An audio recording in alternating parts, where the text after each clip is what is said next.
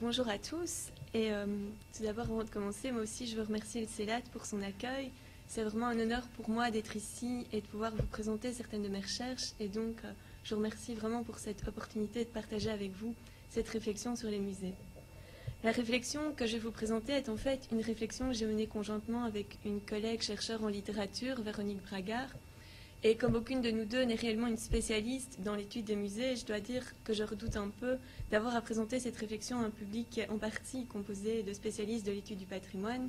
Et donc je vous demande donc déjà de m'excuser si certaines de mes observations seront peut-être un peu naïves ou simplificatrices. Mais en tout cas, il sera très intéressant pour moi d'entendre vos remarques et commentaires. Et donc je vais essayer de ne pas être trop longue pour laisser du temps à la discussion et aux questions. Donc, pour bien situer les choses, je travaille à la base en fait à un projet de recherche en sciences politiques qui porte sur les représentations officielles du passé colonial et sur les manières dont ces représentations ont pu peser ou être utilisées dans la politique étrangère de la Belgique. Et en marge de cette recherche, je me suis intéressée au musée avec une perspective qui était très particulière et qui était de pouvoir confronter les représentations que les musées véhiculent du passé colonial à celles qu'on retrouve au niveau du discours officiel. Et je vais donc surtout ici envisager les musées comme des manifestations de la subjectivité mémorielle d'une époque et tenter de mettre leur représentation du passé en rapport avec le contexte politique plus large de la Belgique aujourd'hui. Ça veut dire que dans le cadre de cette présentation, les musées vont essentiellement être vus comme des témoins de la mémoire qu'une société se donne à un moment particulier de son existence, et qu'on va essayer de confronter cette mémoire muséale à d'autres niveaux de représentation du passé, et en particulier à la mémoire officielle. Par conséquent, l'objectif ne sera pas tellement ici de s'intéresser à l'histoire coloniale belge en tant que telle. Il ne s'agira pas de reconstituer les événements eux-mêmes ou le passé colonial tel qu'il s'est réellement passé, mais on va plutôt tenter de voir comment ce passé est mis en intrigue, rappelé et remémoré dans les musées. Toutefois, on ne peut aborder ces questions de mémoire et s'intéresser aux représentations, aux perceptions, aux interprétations du passé que si on connaît aussi dans une certaine mesure la trame générale de ce passé lui-même. Et avant d'entrer dans le vif du sujet, je vais donc tout de même évoquer deux questions d'ordre plutôt historique afin de replacer cette réflexion dans le contexte particulier de la Belgique et de son passé colonial. La première de ces mises au point plus contextuelles concerne l'évolution et la structure institutionnelle de l'État belge. La Belgique est donc un État qui possède 3 langues nationales, le français, le néerlandais, mais aussi l'allemand avec une petite communauté germanophone à l'est du pays. Et en 1993, la Belgique a adopté une structure de type fédéral. Elle conserve à sa tête un souverain dont les pouvoirs sont essentiellement symboliques et elle comporte 2 niveaux d'entités fédérées. D'une part, les communautés qui sont surtout compétentes pour les matières relatives à la langue, à la culture ou à l'enseignement, et d'autre part, les régions dont les compétences ont globalement plutôt trait au territoire et concernent entre autres l'économie ou l'emploi. Au-dessus de ces 2 niveaux d'entités fédérées, l'État fédéral garde également de nombreuses compétences liées à l'intérêt général des Belges, comme les finances, la défense, la justice ou les affaires étrangères, mais je ne vais pas rentrer ici dans davantage de détails puisque le but est seulement de vous donner quelques éléments de contexte pour bien recadrer les choses. Sur la question de l'évolution institutionnelle de la Belgique, je veux tout de même encore souligner la prise d'importance du nationalisme flamand, surtout au cours des dernières années. Aujourd'hui, le nationalisme flamand représente environ 20% des sièges au Parlement fédéral,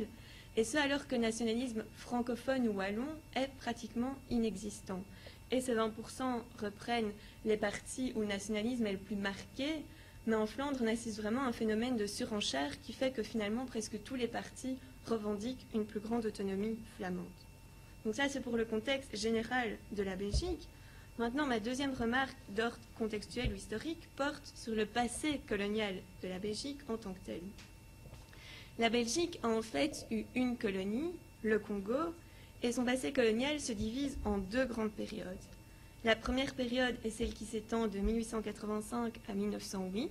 C'est la période de l'État indépendant du Congo, ou EIC, durant laquelle le 2e roi des Belges, Léopold II, qu'on voit ici sur la photo, dirige le Congo à titre personnel. Durant cette période, Léopold II est donc à la fois souverain du Congo et de la Belgique, mais même s'il a recours à des agents ou à des structures belges pour exploiter sa colonie, bien ce n'est pas encore une colonie belge au sens strict. En 1908, Léopold II cède alors le Congo à la Belgique. Le Congo devient une colonie belge, il prend le nom de Congo belge et va devenir indépendant en 1960. Toujours sur le passé colonial belge, il faut aussi signaler qu'à côté du Congo, après la défaite de l'Allemagne durant la Première Guerre mondiale, la Belgique s'est également vue confier la tutelle de 2 autres territoires d'Afrique centrale, les actuels Rwanda et Burundi, mais c'est surtout le Congo qui va dominer l'imaginaire colonial de la Belgique, et c'est donc essentiellement de lui que je vais parler ici. Ça, c'est donc pour un bref résumé de l'histoire coloniale de la Belgique, mais qu'en est-il alors de la mémoire coloniale? De manière générale, comment ce passé est-il remémoré et représenté en Belgique aujourd'hui? Avant d'en venir au musée, on va passer en revue quelques exemples, et tout d'abord celui du discours officiel actuel, dont un premier extrait nous dit ceci. Que des abus aient été commis du temps de l'État indépendant du Congo est indéniable. Entre 1885 et 1890, l'EIC 1890, pardon, l'EIC s'est lancé dans une exploitation commerciale intensive, d'abord de l'ivoire et ensuite du caoutchouc sauvage. Parmi les aventuriers partis pour le Congo, il y en avait de peu scrupuleux, mais avec la cession du Congo à la Belgique en 1908, il sera mis fin au système d'exploitation de l'EIC. Lors de cette période allant jusqu'à l'indépendance en 1960, le Congo a certainement rapporté à la Belgique, qui a de son côté incontestablement mené une action vigoureuse de développement économique et social du Congo.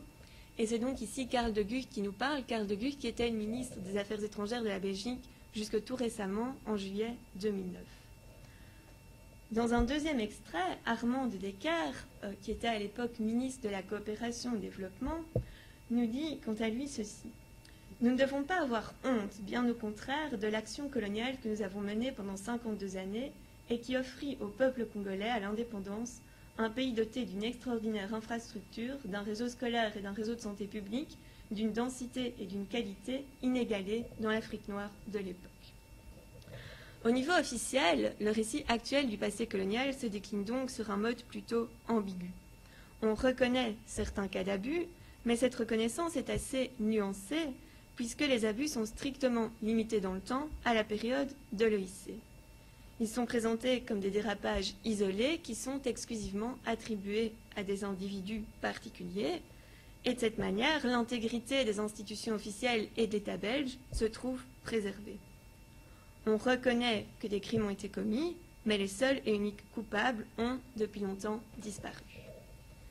À l'inverse, avec l'arrivée de la Belgique, il est, selon le discours officiel, mis fin à cette période d'abus. Commence alors une période de grande réalisation coloniale où la Belgique prend quelque part les traits d'un sauveur. Et dans la même lignée, on constate que dans le deuxième extrait, l'action coloniale de la Belgique est limitée à une période de 52 ans, ce qui permet donc d'en exclure la période de l'EIC. Ce qui est intéressant de constater au niveau du discours officiel actuel de la Belgique, c'est donc cette volonté d'établir une coupure très nette entre les accusations dirigées contre l'EIC d'une part et les réalisations à mettre à l'actif du Congo belge d'autre part. Grâce à cette distinction, le discours officiel peut en effet à la fois reconnaître des abus et dans le même temps acquitter la Belgique de toute forme de responsabilité par rapport à ce passé.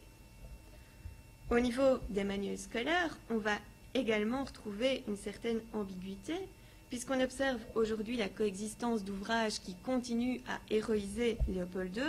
et d'autres qui insistent davantage sur les exécutions, les tortures et les mutilations commises sous son régime. Et pour ce qui est d'un autre exemple, celui des monuments, on conserve en Belgique de nombreuses constructions anciennes ou plus récentes comme celle-ci à la gloire de Léopold II et de la colonisation. Et on a d'ailleurs encore récemment inauguré à Bruxelles une station de métro du nom de Léopold II, comme on le voit ici. Mais en même temps, on voit aussi que ces monuments vont fréquemment faire l'objet d'actes de vandalisme, comme cette statue à Ostende où on a coupé la main du personnage congolais, ou cet autre monument qui a été couvert de peinture rouge pour rappeler cette fois le sang versé par les populations congolaises. Alors ce ne sont bien sûr là que quelques exemples, mais ce qu'ils nous montrent, c'est que les souvenirs qu'on garde du passé colonial en Belgique demeurent relativement contrastés.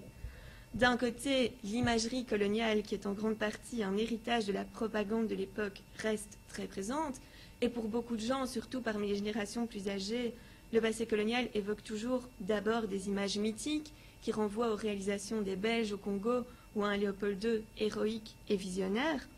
Mais d'un autre côté, après une amnésie de plusieurs décennies qui avait fait tomber les aspects plus sombres de la colonisation belge dans l'oubli, ces dernières années ont aussi été marquées par le retour de ces aspects oubliés. Et ressurgissent alors des souvenirs d'abus, d'exactions ou de crimes qui font cette fois de Léopold II un roi criminel, voire génocidaire. Et dans ce contexte, la Belgique en particulier était marquée par deux images ou questions qui méritent peut-être quelques explications. Tout d'abord, l'image du caoutchouc rouge qui évoque en fait le travail forcé auquel les populations congolaises étaient soumises sous le régime de Léopold II pour la récolte du caoutchouc. Et puis la question des mains coupées qui continue à faire l'objet de nombreuses controverses parmi les historiens belges et qui renvoie à une pratique selon laquelle les agents de Léopold II auraient dans certains cas sanctionné des populations congolaises en leur coupant les mains, et c'est ce qui explique la main coupée de la statue que l'on a vue. En résumé, la mémoire coloniale belge paraît donc marquée par une profonde ambivalence entre la célébration, la condamnation et parfois aussi l'oubli du passé colonial. Et la question va alors maintenant être de voir comment ce passé colonial est rappelé dans les musées belges. Quels sont les aspects de ce passé que ces musées évoquent et quels sont ceux qui sont plutôt passés sous silence? En particulier, est-ce que ces musées vont faire référence à cette fameuse question des abus coloniaux ou bien est-ce qu'ils vont plutôt prolonger une certaine amnésie à cet égard? Bref, dans quelle mesure est-ce que cette ambivalence que l'on observe au niveau du discours officiel ou des manuels scolaires, par exemple, va-t-elle se refléter aussi au niveau de la mise en scène muséographique du passé colonial? Dans un premier temps, on va voir ce qu'il en est dans le cas des collections permanentes, puis on passera à deux expositions temporaires,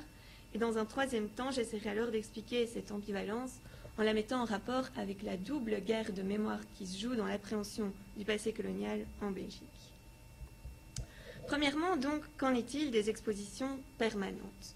Pour répondre à cette question, je vais ici me concentrer sur trois musées: le musée royal de l'Afrique centrale à Tervuren, le musée africain Namur et le musée Bellevue à Bruxelles. Et il faut savoir qu'avec ces trois musées, on a plus ou moins fait le tour des musées qui revisitent explicitement le passé colonial en Belgique. Le premier de ces musées est donc le musée royal de l'Afrique centrale qui est situé à Tervuren, c'est-à-dire juste en dehors de Bruxelles.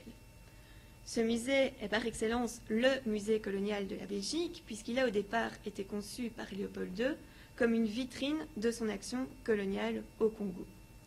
C'est aujourd'hui une institution fédérale qui est également un important centre de recherche et qui se présente comme un musée de l'Afrique centrale en général, c'est-à-dire qu'il traite de domaines variés comme l'ethnographie, la zoologie ou l'histoire. Et ce qui va caractériser les galeries de ce musée et leur traitement du passé colonial dans l'ensemble, c'est une certaine paralysie. Dans la plupart des salles d'exposition, la scénographie est comme suspendue dans le temps, elle reste comme figée dans la forme qu'on lui avait donnée à la fin de la période coloniale, et on y retrouve donc de nombreux clichés de l'époque. En d'autres termes, le musée semble perpétuer une vision largement glorieuse du passé colonial, où la colonisation et ses héros sont essentiellement célébrés, et où l'Afrique et les Africains font l'objet d'une certaine déshumanisation. En réalité, le musée montre dès lors l'Afrique centrale telle qu'on la voyait hier, mais il ne dit pratiquement rien de l'Afrique centrale aujourd'hui. Dans le hall d'entrée, le visiteur est par exemple accueilli par un ensemble de statues à la gloire de la colonisation belge au Congo, dont celle-ci qui représente la Belgique apportant la civilisation au Congo. Les galeries sont aussi dominées par une image exotique de l'Afrique, avec notamment de nombreux spécimens d'animaux empaillés et exposés dans des vitrines.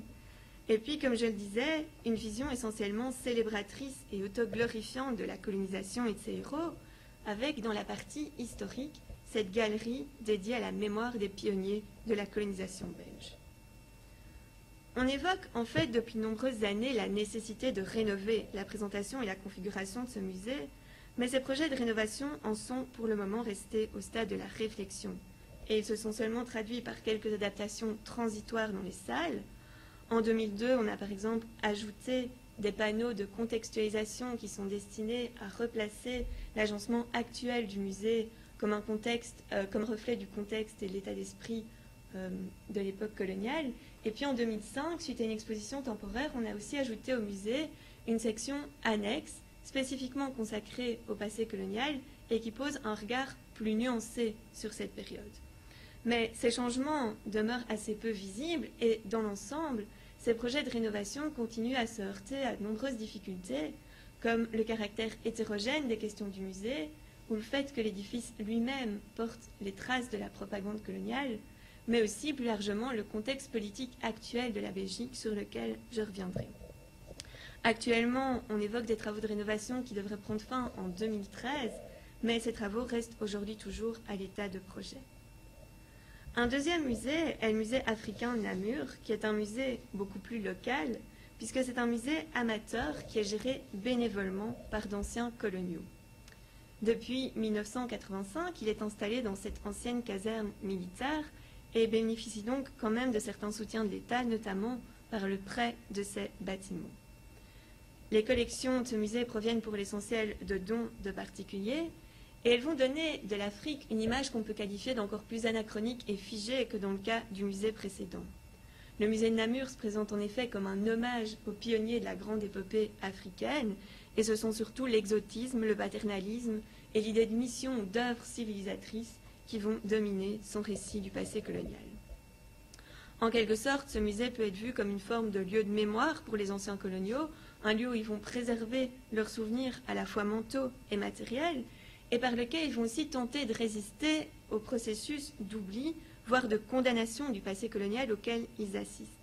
Ces anciens coloniaux offrent ainsi de nombreuses visites de ce lieu, notamment à des groupes scolaires, où ils vont mêler les souvenirs individuels et les souvenirs collectifs, mais aussi la mémoire et l'histoire. L'impression générale qui ressort de ce musée, c'est toutefois surtout celle d'un vaste bric-à-brac avec des objets hétéroclites qui s'entassent dans des salles surchargées, comme on peut le voir ici, souvent sans grande contextualisation.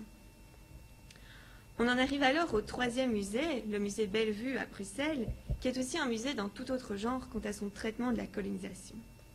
Ce musée était préalablement un musée consacré à la dynastie belge, et il a été entièrement rénové en 2005 à l'occasion du 175e anniversaire du pays pour devenir le premier et seul musée d'histoire de la Belgique. La présentation reste articulée autour des différents souverains belges et en tant que musée de l'histoire de la Belgique, le musée accorde forcément aussi un espace limité au passé colonial et en particulier à l'action de Léopold II au Congo. Mais contrairement aux deux précédents musées, cette période est ici présentée en des termes essentiellement critiques et condamnatoires. Les souvenirs les plus sombres prennent le pas sur les représentations mythiques de la colonisation, et contrairement à l'amnésie qui semblait prévaloir à Tervuren ou à Namur, les abus imputés au régime de Léopold II sont dans ce musée largement évoqués et dénoncés. La présentation est dans l'ensemble beaucoup plus moderne, et dans la section consacrée au passé colonial, le musée juxtapose des illustrations de la propagande coloniale et des documents qui dénoncent les abus de l'époque avec, entre autres, de nombreuses photos de Congolais dont les mains ont été coupées. Le portrait que le musée dresse du roi Léopold II est lui aussi très critique, mais suivant l'exemple du discours officiel, la Belgique se trouve à nouveau ici implicitement mise hors de cause, puisqu'on souligne que Léopold II dirigeait le Congo de manière tout à fait autonome et indépendante par rapport à l'État belge, ce qui permet une fois de plus de décharger la Belgique de cet héritage pesant. À l'exception de cette section sur le lycée, le musée va à peine évoquer le passé colonial et passe donc pratiquement sous silence toute la période du Congo belge, mais il y a tout de même encore un document qui mérite d'être mentionné, c'est cette affiche de propagande de 1885 qui est exposée dans la section qui est consacrée à la naissance du mouvement flamand. Dans cette affiche, les Flamands s'adressent, je cite, aux nègres du Congo ou à leurs frères noirs, et l'affiche va alors assimiler de façon très explicite la domination coloniale qui est subie par les Congolais en Afrique à la situation de discrimination qui est à la même époque vécue par les Flamands en Belgique. Les Wallons sont ici identifiés comme l'oppresseur commun, et de manière très significative, cette affiche montre donc que dès le départ, la colonisation belge se trouve empreinte d'accents communautaires et va se trouver mêlée à des enjeux linguistiques. Alors, après avoir abordé la question du traitement du passé colonial dans les expositions permanentes, qu'en est-il maintenant des expositions temporaires. Et je vais ici parler de deux expositions temporaires récentes. L'exposition La mémoire du Congo, le temps colonial, qui est une exposition de grande envergure qui a été organisée par le Musée royal de l'Afrique centrale en 2005, et l'exposition Black Paris, Black Brussels, qui s'est tenue au musée d'Ixelles à Bruxelles en 2008. La première de ces expositions, La mémoire du Congo, peut en réalité être vue comme une forme de réponse à ce contexte de résurgence de souvenirs plus sombres du passé colonial que j'évoquais tout à l'heure. Dans les années qui précèdent l'exposition, la Belgique est en effet confrontée à un certain nombre de révélations sur son passé colonial qui concernent entre autres les abus et crimes coloniaux imputés au régime de Léopold II. En 2005, on célèbre aussi le 175e anniversaire de la Belgique et il y a donc tout un contexte qui amène le Musée royal de l'Afrique centrale à mettre cette exposition sur pied. L'objectif est clairement d'apporter un nouveau regard sur le passé colonial par une confrontation des perspectives belges et congolaises. Dans ces circonstances, la question des abus ne peut donc plus être passée sous silence. Elle est au contraire largement évoquée, mais en des termes qui restent toutefois quelque peu ambigus. D'un côté, on va retrouver au sein de l'exposition de nombreux documents qui ont trait à cette thématique, mais d'un autre côté, le ton général demeure aussi assez défensif. Et finalement, on a l'impression que le récit qui est fait de ces abus vise davantage à limiter, voire relativiser les accusations dirigées à l'encontre de la Belgique, qu'à vraiment permettre une confrontation critique avec ce passé. Ça n'empêche cependant pas l'exposition de connaître un certain retentissement en Belgique, où elle est à la fois perçue comme un véritable électrochoc par certains et critiquée pour son caractère trop réservé par d'autres. Et c'est également suite à cette exposition temporaire qu'on introduit dans le musée une section annexe spécifiquement consacrée au passé colonial. L'exposition Black Paris, Black Brussels est quant à elle une exposition de bien moindre envergure, mais qui n'en est pas moins intéressante par son approche. Elle a d'abord été présentée en Allemagne sur le thème Black Paris, et ensuite elle a été adaptée au cas de la Belgique pour le musée d'Ixelles à Bruxelles. Dans cette exposition, l'approche est moins historique que dans les cas précédents et davantage axée sur la mémoire en tant que telle, et on va aussi opérer un changement de perspective puisque le but de l'exposition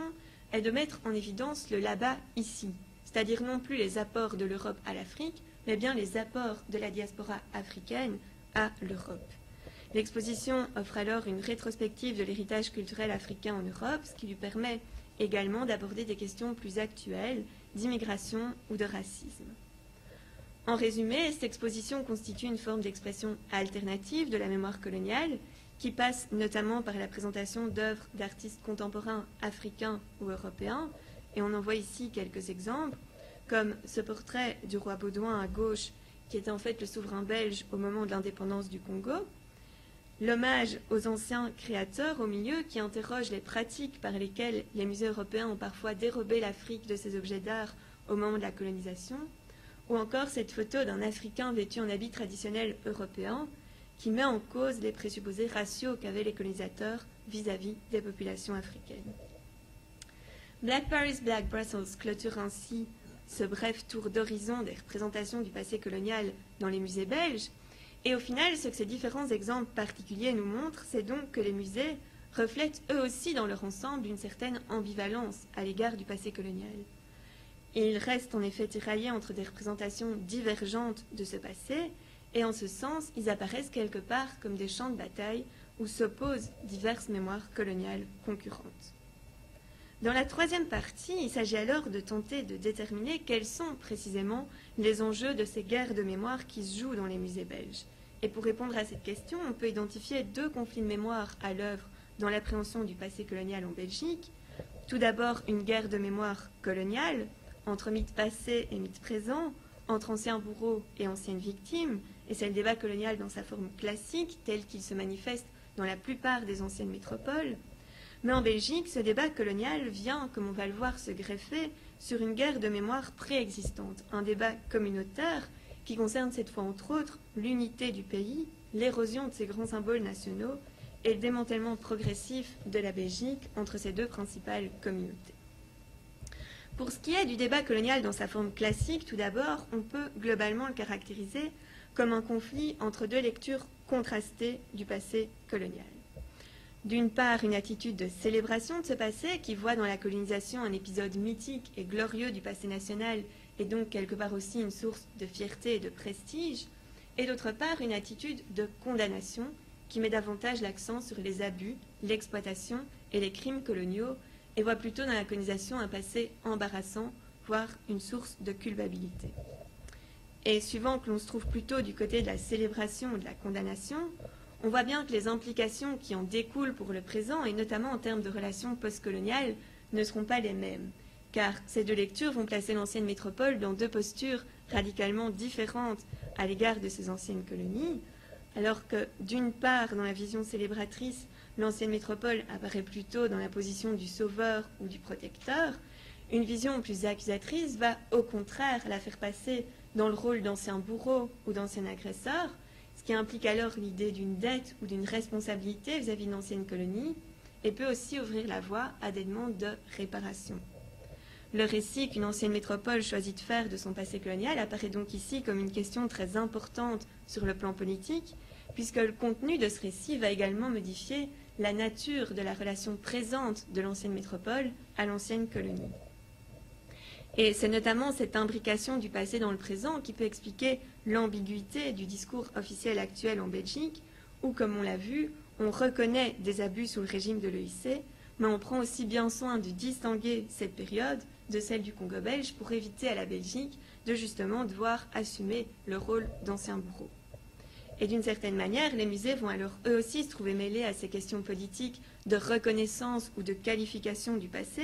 puisque ce qui se trouve en jeu dans leur mise en scène de la colonisation, ce n'est pas seulement la narration de ce passé en tant que tel, mais c'est aussi la difficile question du rôle que la Belgique est prête à endosser et de la responsabilité qu'elle est prête à assumer à l'égard de son passé colonial. Une particularité du cas belge, c'est toutefois, comme je le disais, que ce débat colonial vient se superposer à un débat préexistant, qui est un conflit de mémoire, cette fois national, entre les deux principales communautés du pays, mais aussi entre des conceptions séparatistes et unitaires de l'État. Dans le contexte de tensions communautaires et linguistiques croissantes que connaît la Belgique, on évolue en effet de plus en plus vers une communautarisation de la mémoire qui aboutit à des lectures différentes, voire conflictuelles du passé national au nord et au sud du pays. Or, dans sa version célébratrice, le passé colonial a longtemps été intégré au roman national belge comme une sorte d'événement fondateur. Il a longtemps été mis au service d'une vision unitaire de la Belgique. Il en résulte alors que condamner le passé colonial, c'est aussi d'une certaine manière condamner la Belgique ou, en tous les cas, porter atteinte à une unité nationale déjà fragilisée. Et le passé colonial va donc être utilisé par certains et défendu par d'autres, non pas en tant que tel, mais pour ce qu'il représente en termes d'identité nationale. Et ce sera d'ailleurs d'autant plus le cas en raison du rôle joué par la monarchie dans la colonisation. Car aujourd'hui, la famille royale est vraiment considérée en Belgique comme un des derniers piliers de l'unité du pays. Et toute question relative à la monarchie devient donc un sujet de grande controverse, puisque cette famille royale est à la fois contestée par certains et vénérée par d'autres comme un des derniers vestiges de l'État unitaire. Dans ce contexte, la dénonciation des abus de Léopold II va donc également être perçue comme une manière de s'attaquer à ce symbole, et à nouveau, on va observer des attitudes très défensives ou très offensives par rapport à l'action de Léopold II, qui seront davantage causées par des enjeux communautaires sous-jacents que par le passé colonial lui-même. Il y a par conséquent en Belgique toute une série d'éléments qui vont faire que l'héritage colonial n'est finalement pas seulement justifié ou dénoncé en tant que tel, mais également en raison de ce qu'il symbolise pour l'unité et l'identité du pays. Et on voit alors comment le débat communautaire crée, dans le cas belge, de nouvelles raisons de s'approprier, de déformer ou de rejeter certains aspects du passé colonial. Au final, les récits que les musées font de la colonisation ne se trouvent donc pas seulement tiraillés entre honte et nostalgie, ou entre réquisitoire et réflexe d'autodéfense, comme dans le débat colonial classique, mais ils sont également tiraillés dans le contexte belge entre une mémoire unifiée et des mémoires fragmentées du passé national. Et il me semble alors, en conclusion, que la question de la représentation du passé colonial belge dans les musées interroge aussi plus largement la nature et la fonction même des musées qui traitent du passé national. Si de tels musées sont souvent conçus comme des lieux où la nation se raconte à elle-même et aux autres, Comment y rendre compte, en effet, d'aspects conflictuels de l'identité ou de la mémoire nationale, et comment faire en sorte qu'un passé pesant, comme le passé colonial, devienne présentable et racontable à la fois à soi et aux autres.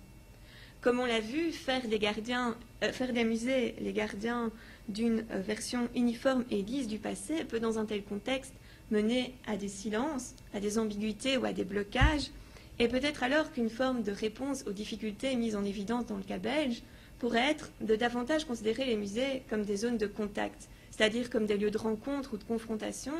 entre les mémoires divergentes d'un même passé, sans nécessairement que l'une de ces mémoires ne l'emporte sur les autres.